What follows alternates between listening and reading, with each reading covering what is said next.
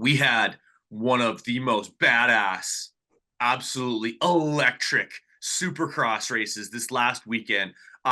You literally have teenagers champing at the bit. These kids were all born in the late 2000s, and they hate each other, and they're vocal about it, and they don't give a shit, and they're fast, and they got speed. They're from different countries, they're from different states, they have completely they come from different sports backgrounds. You got Juju Beaumer, who, like, are relatively unknown on the amateur motocross scene. Like, that kid raced Suzuki's when it wasn't cool to race Suzuki's. Like, and that's recently, by the way. Like, racing Suzuki's at like Monster Cup and stuff like that, not something to write home about. Now he finds himself on factory KTM, Red Bull Factory Racing. He's brought back an iconic brand like One Industries. That, like, every single one of those kits has been complete fire.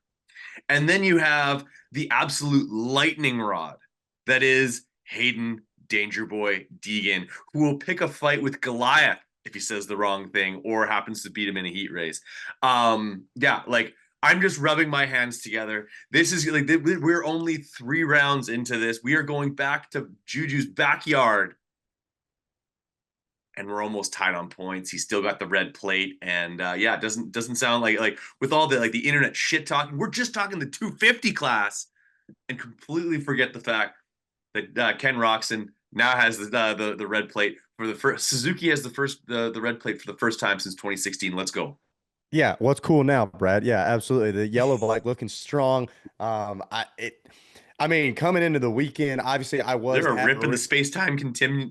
I'm Like, at Arena Cross and we're all sitting there talking and we're just like, several people have put money down and put bets down. And I mean, I don't think anybody had Ken Roxon walking away with a red plate, and maybe we're fools for not realizing the possibility of it. We'll jump to the 250s to start. yeah, Yeah, man, you gotta love it. I mean, I'm a bit of a drama king, right? We like the gossip. I don't like being involved with it, you're but like a I moth to the certainly, flame. yeah, I certainly enjoy watching it. And you have such stark contrast as far as personality goes. The extremely outspoken Hayden Deegan, who I respect looking for motivation in anger, in maybe even hatred. Um, I don't think it's any secret that Hayden, I don't think, is listening to a lot of these podcasts. Pulp MX has Juju on. Juju, Doesn't seem like a podcast guy. yeah, I don't really see him paying too much attention to it, or at least those podcasts. But Juju went on, and I listened to that episode. I don't think Julien said anything that even he considered to be disrespectful. But basically said, "Hey, yeah, I've been racing this kid since I was 6. I know what comes with the territory, and that's all there is to it." Yeah. But man, I mean, the while I don't think the pass was terrible that put Julien on the ground, the look back was a statement.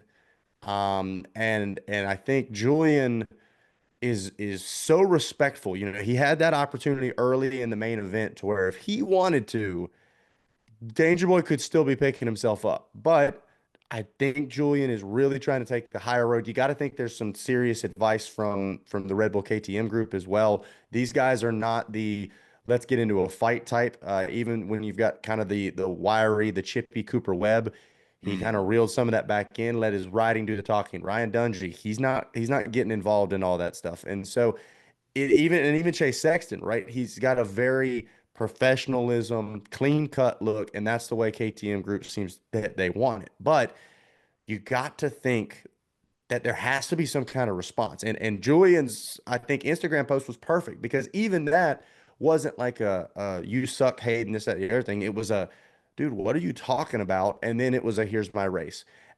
It's so funny to see almost a Conor McGregor like mental warfare being Oh used by yeah. Hayden Deegan. And I love that because I'm a big fan of mixed martial arts. I enjoy that side of the sport as much as any part where the ability to get in your competitor's head. Cooper Webb, also very known for that. One Jason Lawrence, very well known for that, being able to win the race before the gate even drops. Now, I don't think Juju is shaking in his boots. I don't think he's scared from this, but you got to wonder Hayden's ability to consistently pursue this kind of smack talking both on and off the track, right? He's messing up fast laps. He's looking back on the track. He's doing little things. And it seems like the team is supporting this behavior where it's like, hey, my goal at the end of the day is to get this guy off of his game one way or another. If that's a comment on Instagram, if that's a look back in practice, I'm going to do whatever it takes. The race does not begin at the end of the night. The race starts on the Monday after the last race. And so that to me is smart on Deegan's part. I think it Oh, is it's a all part of a marketing. strategy.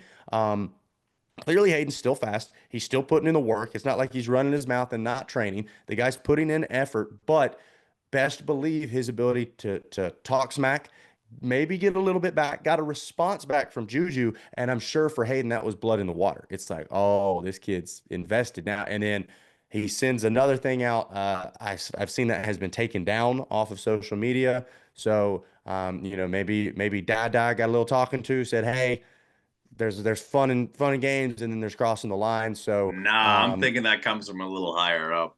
well, that's what I mean. I think somebody told them that that's not going to work. But it's the internet, baby. I've seen it 6 times on Twitter this morning. So nonetheless, the Yeah. damage was done. But Yeah. Julian, I do think is going Instagram to has need. that download feature. Yeah, right. I think Julian's going to need to respond. And even you and I talked about this yesterday. I think the absolute most that he could do, or the thing that would hurt Danger Boy the most, is start a few positions behind him, catch him, not mess with his race, beat Yeah. him, and leave him in the dust. That that shuts up everybody. You can't argue with that. There's also the maybe I don't start, in front of him. I get up to him and I put him on the dirt. And if you're Julian, I'd make it a point, hey, I didn't need to. I wanted to, and I did it. Mhm. I'm a fan of that as well. But you already know the response from Hayden's gonna be, oh, that's the only way he can beat me. So it's a damned if you It's do, all damned how if they're you gonna don't. spin it, right? But Yeah, like man, they're it's great for you and me and everybody else watching because it's so much fun. Sport hasn't really had a lot of drama like this in a while. We had the Jason Anderson, Jet Lawrence incident, and even that kind of got muffled down, right? It was like, hey, it happened. Neither one of us really have much to say about it. Let's get back to racing. Mhm. But yeah, dude, it's a lot of fun. Like you said, these kids are pissed off. They got a whole lot of testosterone. They got some chips on their shoulders. They got some Instagram baddies they're probably talking to at the same time. Like there's a lot on the line beyond just a trophy and some money. And I'm all about it. I love it. Meanwhile, you flip to the 450 class. Dude, I love the support that the 450 class is getting. Jet Lawrence, we saw insane battle with Eli Tomac last weekend, comes up, gives him a hug, gives him some knuckle taps, says that was a hell of a race. This weekend, I've seen the same exact thing. He walks over to Ken, he's pumped up. Obviously, we saw Jet get back to Jet ways, jetting around and jetting off from the rest of the field. Nobody's surprised. I do believe we had the picks right. Didn't we pick Danger Boy and Jet? I did. Yeah, we were Yeah. like I was of the mind that we weren't getting out of California Yeah. without both those guys getting a win. It wouldn't It have was felt time. right to me or either one of those guys, especially of Yep. course Haiden. That's his backyard. But yeah, like not to spin the clocks back too far, but like, can we also acknowledge that the 250 West class is an absolute triage unit? Like Yep. everybody hurt. Everybody's getting hurt. Everybody hurt. Well, like hats off to like the guys who have like basically filled in the rest of the top 10. But yeah, you got Can I also say that I yeah, go ahead. don't know that the You don't know triage what their names are? part of it. No, no, I'm saying I don't know if that's going to affect the top three. Cole No, no, Davies that is is on set in stone. fire, and I genuinely think he might be in the same position if everybody we thought was going to be there was sitting on the line. Yep. So, I mean, That yeah, kid's maybe it. special. He is very very special, and he's very soft spoken too. He's not getting too involved with the drama, but give it time, because I have heard Cole's a bit of a talker, right? Not in the like I'm going to Mm. say a lot, but I'm going to say how I feel plainly, bluntly, and let you know exactly what. And so you got to think whether or not that's going to start to maybe rub Deegan the wrong way, especially with them being under the same tent. But yeah, to your point, I mean, who else did we lose? We lost both of the PC guys. Shout out Drew Adams, solid We lost all debut. three Did PC guys. well, yeah, exactly. I mean, and Drew did exactly what I was hoping Drew was going to do. Don't do anything stupid. Take what you're given and Look good get to the though. next round, please. And Eighth so in qualifying out of the B practice. can't go wrong with that. I Yeah. mean, we know this kid's got talent, and I think he's got a very, very bright future ahead. But don't let the pressure, don't let the hype get to you. Just continue to stack some of those results. This is supposed to be a building year for you. Build it. Don't think you're going to get it all figured out in 2 weekends. Take your time. And I think that's what we will see from Drew Adams. Hate that Ryder D was out because I do think we were going to see some big things from him.